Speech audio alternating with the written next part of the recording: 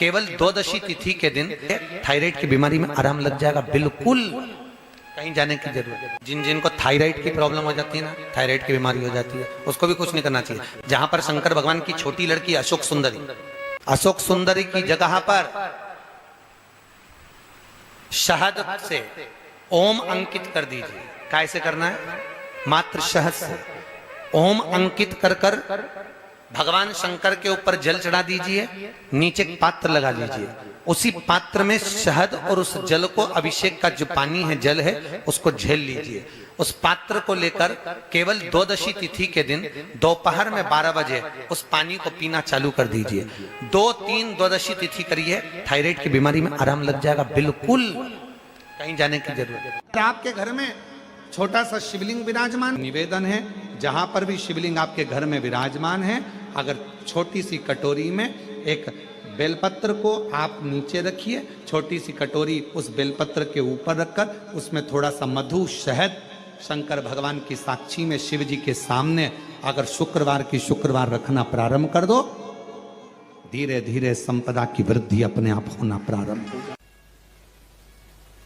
महाराज वो जिन बच्चों को निमोनिया हो जाता है ना, वो सर्दी का कोटा रहता है, बहुत सर्दी बच्चों को बनी रहती है, तो हर दिन 5-10 दिन में बाकी दौड़ के डॉक्टर के पास लेके जाओ, फिर डॉक्टर के पास ले। वैसे तो डॉक्टर के पास बच्चे आजकल के जमाने के जाते ही जाते हैं, हर 15 दिन 20 दिन में। तो इसके पीछे वो चले जाए। एक हास्य व्यंग में हमसे पूछा किसी ने, महाराज जी आज के बच्चे बार बार हॉस्पिटल डॉक्टर क्यों जाते हैं? तो हमने कहा देखो भैया, बच्चा जहाँ जन्म लेता है उनसे उनसे प्रेम ज्यादा होता है। पहले नानी के घर में पैदा होता था, इसलिए नानी के घर ज्यादा जाता था। दादी के घर में ज्यादा पैदा होता था, इसलिए दादी के घर ज्यादा जाता था। आज के बच्चे हॉस्पिटल में ज्यादा पैदा होते हैं, इसलिए हॉस्पिटल ज्यादा घूमने जाते हैं।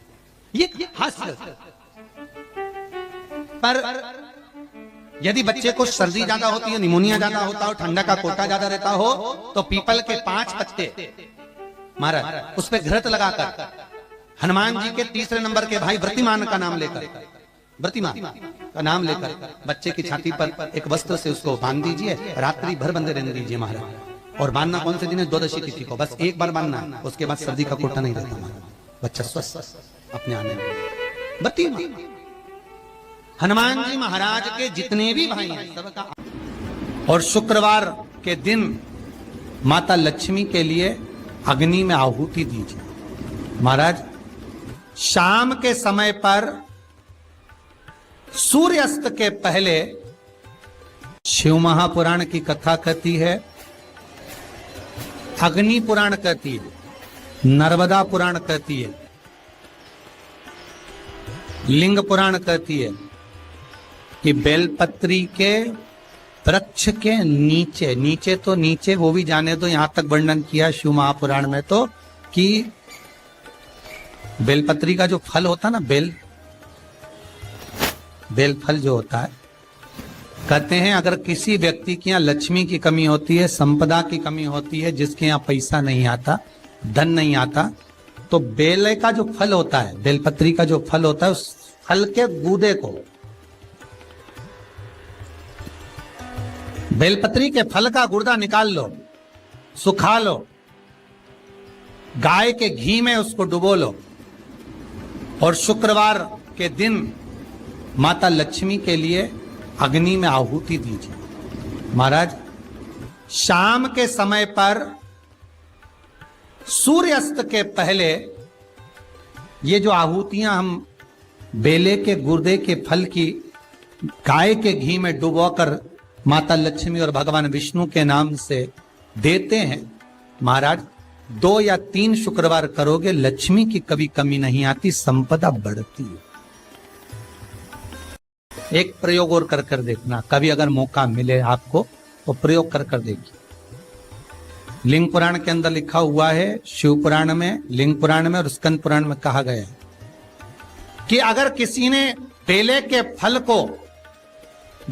फल का अगर थोड़ा सा भी गुर्दा पाया है, बेले के फल को खाया हो, या बेल का रस पिया हो, या बेल के फल का जूस पिया हो, अगर वो व्यक्ति का अनायास किसी कारणवश प्राण भी छूट गए हो, तो शिव महापुराण की कथा कहती है कि 27 दिन तक वो बेल के फल का रस उसके नस नस में रहता है, तो उस व्यक्ति को यम नहीं छूते, वो कैलाश पर निवास करता है। मर भी जाता है तो अधोगति में नहीं पड़ता, नरक नहीं भोगता, वो बैकुंठा पद का कामी हो, बैकुंठ का निवासी।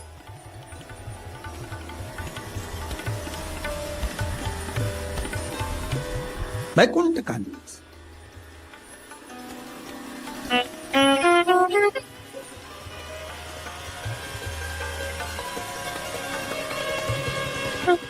ये जो शिव जी को चढ़ती बेलपत्री हुई, शमी पत्र हुआ, मदार का पुष्प, आंकड़े का जो पुष्प हुआ, ये सब साधारण नहीं है साहब।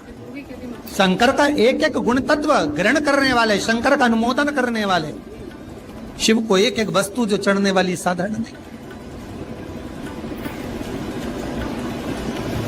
शुक्रवार के दिन बेलपत्री के वृक्ष के नीचे बैठकर घृत का दिया लगाकर शरीर में जो रोग है उसका स्मरण कर कर, शंकर जी से विनय कर कर, हे भोलेनाथ, आपने शुक्र देवता को संजीवनी मंत्र दिया है, तो क्या आप मेरे को वो मंत्र प्रदान नहीं करोगे? मेरे रोग, मेरी बीमारी, मेरे दुख को आप नहीं हरोगे? शिव से कहो, ये शरीर आपने दिया है और भजन करने के लिए दिया है, स्मरण करने के लिए दिया है, कीर्तन करने के लिए दिया है, तो संभालोगे भी आप। और बेलपत्री की ओर मुख कर कर घी का दिया लगाकर महामृत्युंजय मंत्र का स्मरण कर लेने पर धीरे धीरे धीरे धीरे धीरे धीरे वो रोग समाप्ति की ओर आता चले जाता है।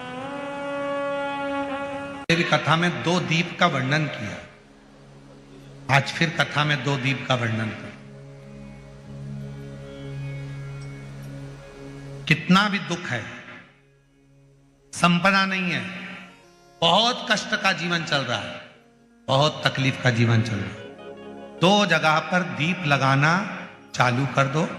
प्रदोष काल में, मतलब शाम का समय, सूरज ढलने का जब समय हो, उस समय 1 दीप बेलपत्र के वृक्ष के नीचे, दूसरा दीप भगवान शंकर के मंदिर पर। प्रदोष काल में जब ये 2 दीप लगना प्रारंभ हो जाते हैं तो भगवान अपने चारों हाथों से आपको संपदा देना प्रारंभ कर देते हैं। वो कुबरेश्वर महादेव बनकर धन वैभव देना प्रारंभ। तो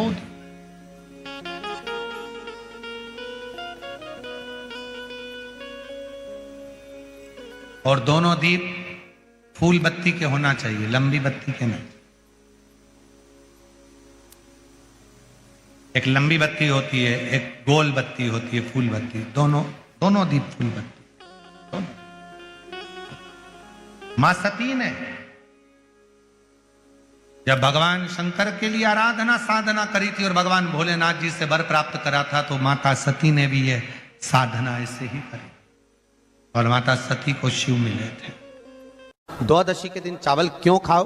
क्योंकि द्वादशी के दिन जब हम चावल का पहला गासा खाएंगे, चावल का गासा जैसे हमारे मुंह में जाएगा तो जितने जीव उस चावल में रहेंगे उसको हमारी एक दिन पहले की एकादशी का पुण्य मिल जाएगा और वह जीवों का फिर जन्म नहीं होता, वो मोक्ष पा जाते हैं। उनकी फिर कोई जन्म 84 लाख योनियों में उनका कोई जन्म का क्रम नहीं रहे। पीपल के पत्ते को अगर एकादशी और द्वादशी के दिन एक तांबे के पात्र में गला कर रख दिया जाए और उस पानी का आचमन 3 बार करा जाए तो जिसकी नाड़ियां चोक भी हो जाती है, डॉक्टर बोले इसका बाईपास करना पड़ेगा, उसको केवल 3 आचमन पानी एकादशी और द्वादशी को पीपल के पत्ते का कराया जाए तो अंदर की नाड़ियां भी खुल जाती हैं। पीपल के पत्ते का इतना प्रमाण हमारे विष्णु पुराण में वर्णन है। जैसे चर्म रोगधारी व्यक्ति होता है ना, जिसकी चमड़ी सफेद पड़ जाती है, तो उसको क्या करना चाहिए? केवल हिंदू धर्म में केवल एक पीपल का वृक्ष है जिसका पराग झड़ता है और वो रात्रि को लगभग 10 बजे से 12 बजे के भीतर, 9 बजे से 12 बजे के भीतर पीपल के पेड़ के पत्ते का पानी झड़ता है, उसके नीचे एक थाली रख देना चाहिए और उस थाली में पीपल के पेड़ के नीचे रख दो और उसका पराग जब झड़ जाए वो पानी को बाल्टी में धो लो और धोने के बाद थाली को उस पानी से 15 दिन, 8 दिन, 20 दिन स्नान करिए, धीरे धीरे चर्म रोग समाप्त हो जाता है। सफेद जो चमड़ी पड़ी वो वापिस अपने रंग में आना चालू हो जाती है।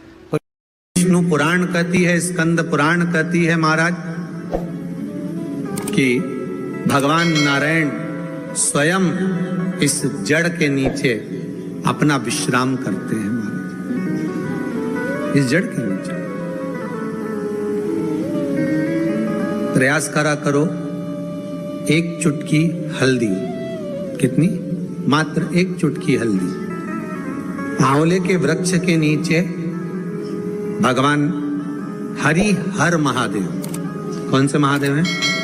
हरि हर महादेव के नाम से रखकर उस पर पूर्व मुख कर कर, पूर्व की ओर मुख कर कर जल समर्पित करना प्रारंभ कर दीजिए।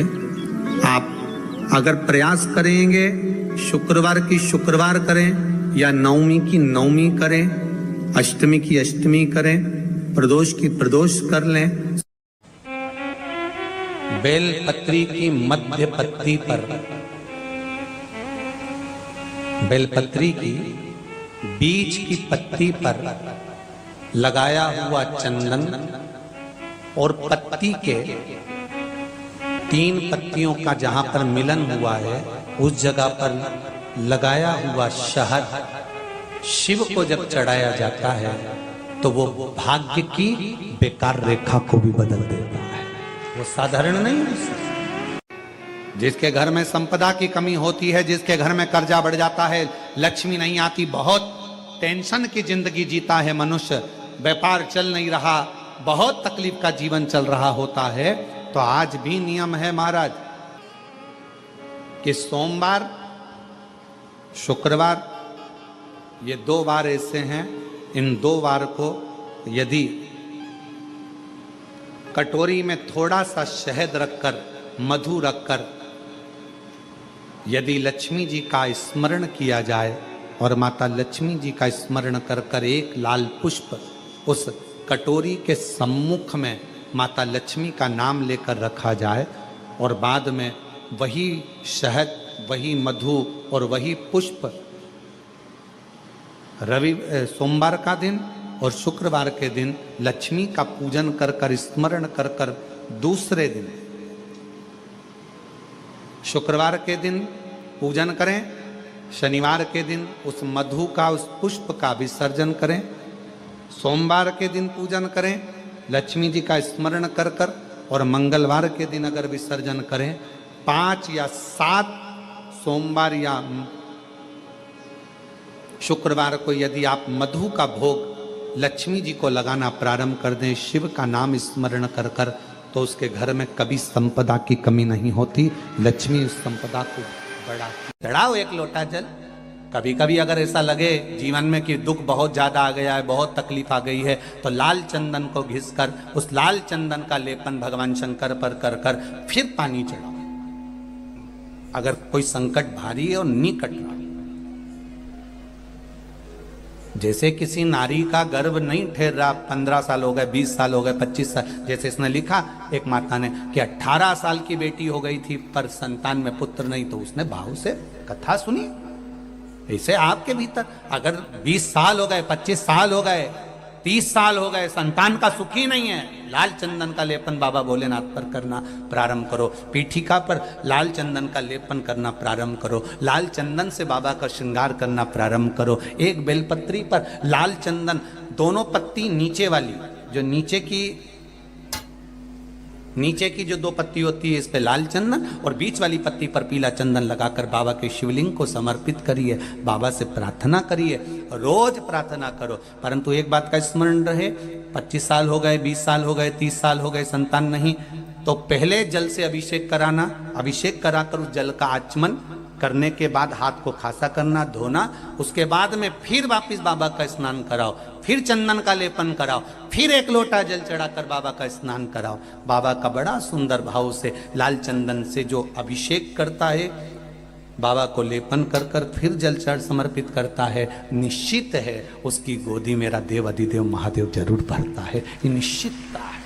हम तो बेटियों से भी कहते हैं, जिसका विवाह नहीं हो रहा हो, 25 साल, 30 साल, 27 साल, 28 साल, 32 साल, 40 साल हो गए हो, नहीं हो रहा हो बेटा बेटी का विवाह, उसे लाल चंदन का प्रयोग अशोक सुंदरी वाली जगह पर 7 बिंदी लाल चंदन की लगाकर 7 बेलपत्र 7 बिंदी पर रखिए और महाराज अपनी कामना कर कर भगवान से आइए। बाबा देगा, करेगा, 3-4 महीने में विवाह पक्का करेगा। ये लाल चंदन की महत्वता है शिव तत्व।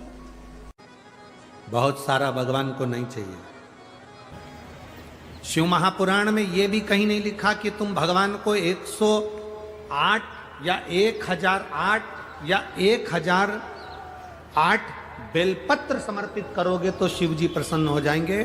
शिव महापुराण की कथा तो यहां तक कहती है, एक बेलपत्र की पत्ती को आप अगर बीच में से, ये एक बड़ी पत्ती, उसके बीच में 2 पत्ती और 2 पत्ती के बीच में जो गैप है, बीच पत्ती में, इस पत्ती और 2 पत्ती के बीच में जो जगह है, अगर आप इस पत्ती को यहां से स्पर्श कर कर,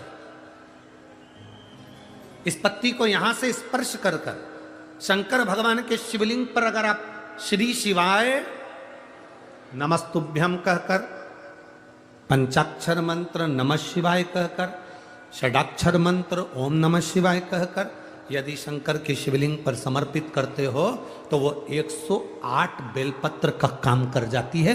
पकड़ने का स्थान देखिए,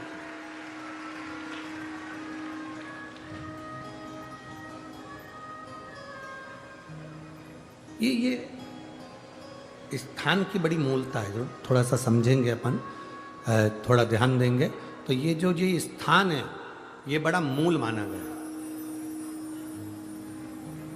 बेलपत्री की बड़ी पत्ती, नीचे की 2 पत्ती, उसके बीच में जो खाली डंडी जो दिख रही है, इसको अगर पकड़कर बेलपत्र समर्पित कर रहे हैं तो 108 बेलपत्र के बराबर हमें फल प्राप्त हो रहा। 108 बेलपत्र। और समझिएगा, मान लो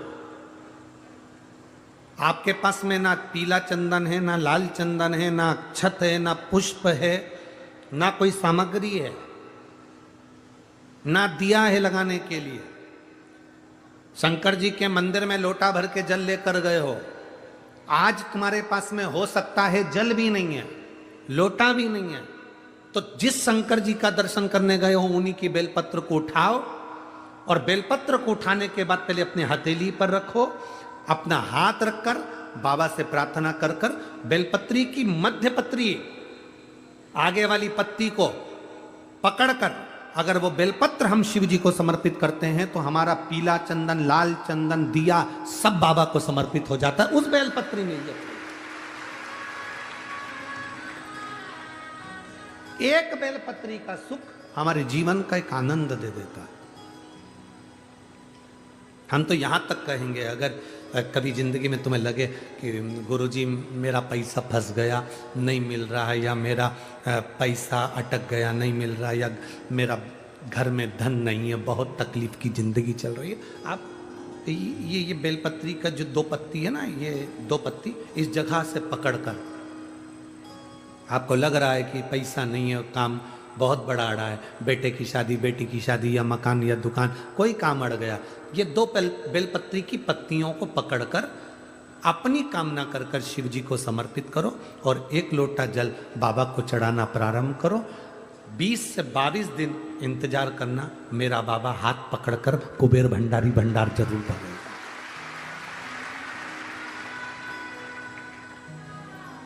दो पत्ती को पकड़कर, लोग कहते हैं ब्रह्मा विष्णु महेश हैं बेलपत्री में, शिव जी के 3 नेत्र हैं बेलपत्री में, शंकर भगवान के त्रिशूल की 3 कौर है बेलपत्री में। हम कहते हैं अभी थोड़ा आप स्मरण करेंगे, अगर आप शिव महापुराण को अच्छे से पढ़ेंगे तो आपको ज्ञात होगा, कुबेर को धन देने वाले कौन है? बोलते जाओ जरा जमकर, कुबेर भंडारी, कुबेरेश्वर महादेव, मतलब शिव शंकर कुबेर को धन देते हैं। जिस समय पर भगवान विष्णु संपूर्ण विश्व के कल्याण के कार्य करने लगे, कुछ नहीं हाथ में रहा, तब लक्ष्मी से उन्होंने धन लिया। आपने वहां तिरुपति बालाजी की कथा सुनी होगी, लक्ष्मी से धन लिया। लक्ष्मी इन जीवों के कल्याण के लिए तो मुझे धन दे दे, लक्ष्मी ने धन दिया। एक दिन नारायण ने पूछ लिया लक्ष्मी से, लक्ष्मी मैं नारायण, मेरे पास भी संपदा की कमी नहीं, पर तेरे पास लक्ष्मी इतनी संपदा कहां से आती है? तेरे पास इतनी संपदा कहां से आती है? लक्ष्मी जी कहती हैं, मेरी मां ने, मेरे पिता ने मुझे केवल एक ही बात सिखाई थी, किसी के आगे हाथ नहीं फैलाना है, शंकर की स्तुति करना है। लक्ष्मी जी कहती हैं, जब मुझे जरूरत पड़ती है मैं कुबेर को साथ में लेकर पहुंचती हूं। बेलपत्री की ये बीच वाली पत्ती है शिव, माता लक्ष्मी और कुबेर उन दोनों के सामने हाथ पसार कर कुबेरेश्वर महादेव से मांग रहे हैं, भगवान शंकर से मांग रहे हैं। लक्ष्मी जी कहती हैं, वो शिव मुझे प्रदान करते हैं दोनों हाथों से और मैं वो लेकर आती हूं जनमानस के कल्याण की। माता लक्ष्मी एक बार भगवान विष्णु से प्रश्न करी है कि ये सारा ठाट भगवान नारायण, आपको बैकुंठ का राज्य कैसे मिला? आप बैकुंठ के अधिपति कैसे बने? आपको जो बैकुंठ कैसे प्राप्त हुआ?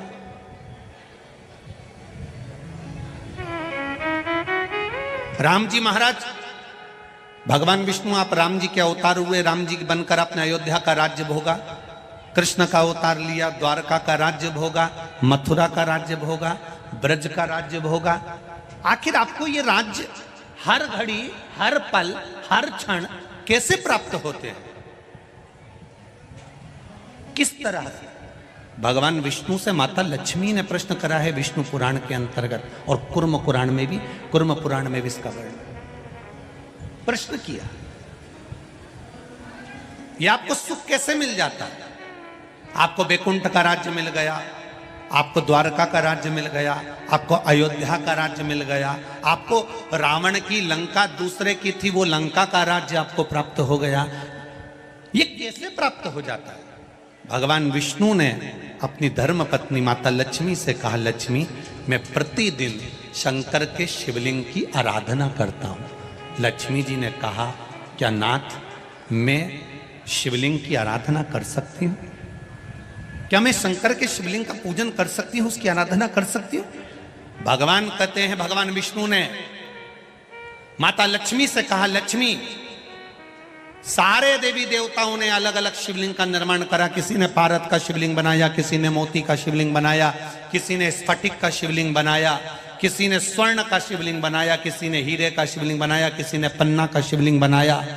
तुम्हारी मर्जी पड़े, तुम वो शिवलिंग का निर्माण करो। माता लक्ष्मी ने सुंदर आनंद के साथ एक पुखराज का शिवलिंग का निर्माण करा और सुंदर माता ने उस शिवलिंग की आराधना और पूजन करना प्रारंभ कर दिया। अब क्या मिला माता लक्ष्मी जी को? लक्ष्मी जी को मिला क्या?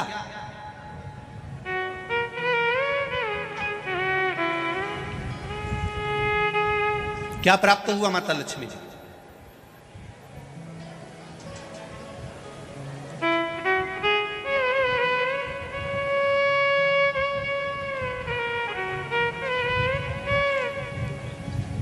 भगवान कृष्ण की प्रिया है राधिका जी, राधिका जी के प्रिय हैं भगवान कृष्ण। राम जी को बीच में कुब्जा भी मिली, सुपनखा भी मिली, पर मेरे नारायण को बहुत कुछ प्राप्त हुआ, पर आज भी लक्ष्मी जी को क्या मिला है? तो कहा, लक्ष्मी तुम किस चीज के लिए शिव जी की आराधना कर रही हो? लक्ष्मी जी कहती हैं, बस आपके चरण की सेवा मुझे दिन रात मिले। नारायण कहते हैं, मैं तो भगवान शिव के सेवा में लगा रहता हूं और आप मेरे चरण की सेवा मांग रही हो? तो मेरे चरण की सेवा ऐसे नहीं मिल सकती। कोई देगा तो वो देवाधिदेव महादेव ही दे सकते। घोर तप माता लक्ष्मी ने करना प्रारंभ करा। शिवलिंग का स्नान कराती, शंकर भगवान का अभिषेक करती, शंकर भगवान की पूजन करती, शिव जी का सुंदर आनंद से श्रृंगार करती। मेरे देवाधिदेव महादेव, मेरे कालाधिपति महाकाल राजा, मेरे विश्वनाथ भगवान स्वयं उस शिवलिंग में से प्रकट होकर बोले, लक्ष्मी तुम्हें क्या चाहिए? लक्ष्मी जी कहती हैं, प्रभु आपने मेरा विवाह नारायण के साथ तो कर दिया, पर नारायण दिन रात आपकी सेवा में लगे रहते हैं, तो उनके चरण मुझे नहीं मिल पाते। शंकर भगवान ने कहा मैं वचन देता हूं लक्ष्मी, तू नारायण के चरणों में सदा विराजमान मिलेगी। वर दे दिया।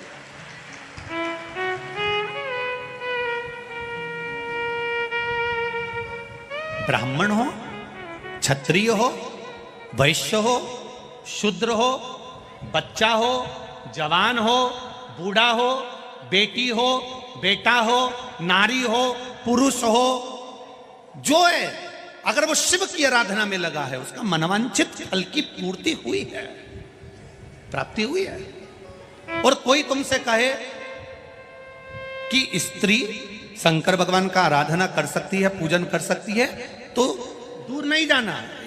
ये जो शिव पुराण है हमारे पास में, गीता प्रेस गोरखपुर की, उसका दर्शन मैं आपको करा देता हूँ। ये शिव पुराण गीता प्रेस गोरखपुर की है, तुम भी बाजार से लेकर आना। इसका 73 नंबर का पेज निकाल कर पढ़ना विद्येश्वर संहिता में से। उसमें लिखा हुआ है जो नारी शंकर भगवान का स्नान कराती है, श्रृंगार करती है, पूजन करती है, वो संसार सागर से मुक्त होकर मां पार्वती की परम सखी बनकर विराजमान होती है। यह विद्येश्वर संहिता कह रहे।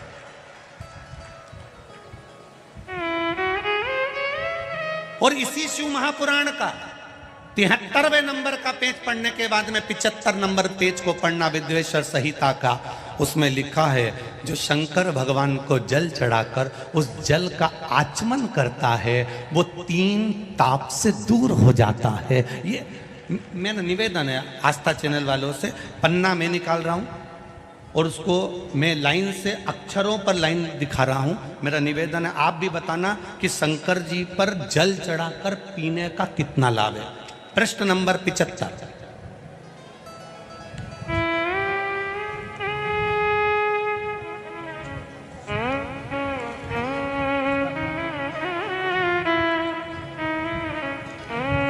अब आस्था चैनल से निवेदन है और आप सब भी एलसीडी पर ध्यान देंगे और अपने अपने मोबाइल पर भी, जितने लोग टीवी पर कथा सुन रहे हैं वो, मोबाइल पर सुनने वाले वो, जो लोग कहते हैं शिव जी पर जल चढ़ा हुआ नहीं पीना चाहिए, उसके लिए मेरे वेद व्यास जी लिख रहे हैं पेज नंबर 75 विद्येश्वर संहिता। ध्यान रखिएगा। जो मनुष्य, उंगली पर ध्यान देंगे जो टीवी पर चल रही है, जो मनुष्य शिवलिंग को विधि पूर्वक स्नान कराकर उस स्नान के जल का 3 बार आचमन करता है, उसके कायिक, वाचिक और मानसिक तीनों प्रकार के पाप शीघ्र नष्ट हो जाते हैं। ये शिव पुराण। अब शंकर भगवान के शिवलिंग पर चढ़ा हुआ नैवेद्य, शंकर भगवान के शिवलिंग पर चढ़ा हुआ प्रसाद खा सकते हैं कि नहीं खा सकते? कोई कहता है महाराज जी स्वान की योनि हो जाएगी, कुत्ता बन जाओगे, कोई कहेगा ये बन जाओगे, कोई कहेगा वो बन जाओगे। अब उसको पढ़िए, पेज नंबर 75 शिव महापुराण विद्येश्वर संहिता। मेरी उंगली चल रही वहां पर ध्यान देना। भगवान शिव का नैवेद्य अग्रह है। इस भगवान भावना को मन से निकाल दें कि शिव जी का चढ़ा हुआ प्रसाद नहीं खाया जाता, ये भावना मन से निकालें। शिव के नैवेद्य को देख लेने मात्र से भी सारे पाप दूर हो जाते हैं, खाने की तो बात ही दूसरी है।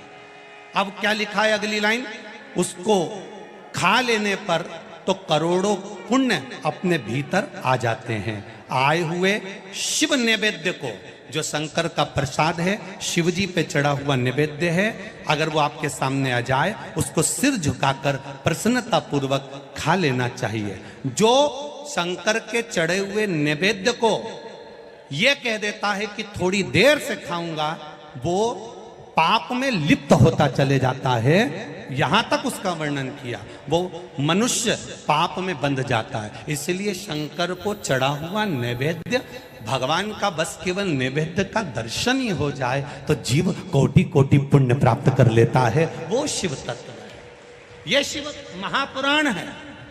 अब आज के जमाने में नए नए पंथ बन गए, नए नए पंथ चल गए, तो उन्होंने अपने को उठाने के लिए शंकर जी की निंदा कर दी। शिव जी के मंदिर मत जाना, शंकर का प्रसाद मत लेना, शिव जी को देखना मत, शंकर के द्वार मत जाना। हम किसी पंथ की पुस्तक की बात नहीं करते, क्योंकि सबने अपने अपने पंथ बनाए तो सबने अपने अपने भाव से लिखा। हम वेद व्यास जी ने जो विद्येश्वर संहिता में लिखा उस शिव महापुराण का वर्णन करते हैं, जो आपने 75 number page Gita Press Gorakhpur की शिव महापुराण पुस्तक का आनंद करते हुए इस पुराण में पढ़ा। विद्येश्वर संहिता स्मरण। भ्रांति निकालो मन से। लोग भटकाएंगे, लोग तुम्हें भ्रमित करेंगे। तुम शंकर जी की आराधना करने लगोगे, भगवान का भजन करने लगोगे, भक्ति में डूबने लगोगे, डूबने लगोगे, डूबने लगोगे, डूबने लगोगे, तो लोग तुम्हें भ्रम उत्पन्न करेंगे। शंकर मंदिर मत जाना, शिव जी का प्रसाद मत लेना, शंकर जी पे चढ़ा हुआ जल मत पीना। लोग तुम्हें भ्रमित करेंगे। उस भ्रम से निकालती है मेरी शिव महापुराण की कथा। आप एक एक शब्द का स्मरण करो। मेरा निवेदन है, जिसने शिव को जान लिया उसने संपूर्ण जीवन भगवान के सुपुर्द अपना कर दिया और अपने जीवन को